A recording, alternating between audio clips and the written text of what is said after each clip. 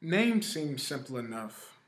Naming a child when they're first born seems like something that everybody looks forward to, or at least people who are expecting children or want to have their children are looking forward to. But it becomes a problem when the names start to distinguish the person before you even see who the person is, before you even know the person on a personal level of any sort, start to identify the person.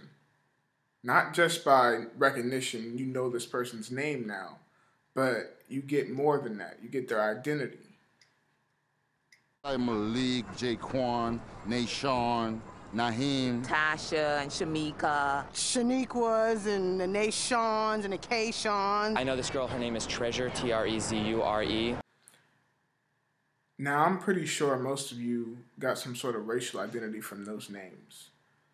And I'm pretty sure most of you think that those are African American names. And you'd be right. African American names are usually distinguished by and categorized into certain select groups of names, such as the ones you just heard. Now, the question is, when did all this happen?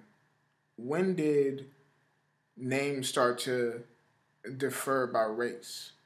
When did names start to go into categories of black and white? 1968 or so, kind of the Black Power movement, actually, you saw distinct bifurcation with black names getting more distinctively black, and a lot of them were Islamic names because the Black Power movement was about identity. Who are we? Who are you? Are you part of us? It wasn't until the late 80s and 90s that we started to get, kind of the made-up, concatenated names that you see now.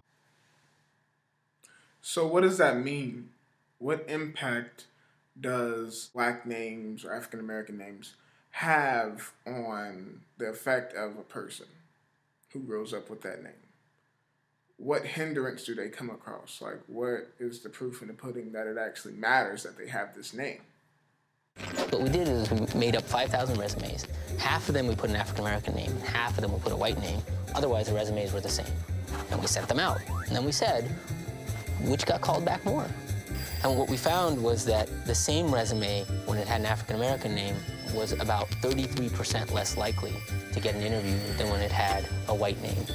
It means that if a white person is searching for a job for 10 weeks, an equivalently skilled African American person would be searching for 15 weeks.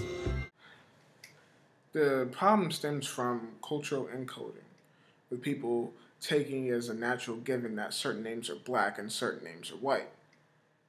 This cannot be fixed in a relatively quick manner. The best solution would be to not try to give your child such a unique and distinguished name. I know it might go against some of your wishes, but you are truly setting your child up to have a much harder life than necessary.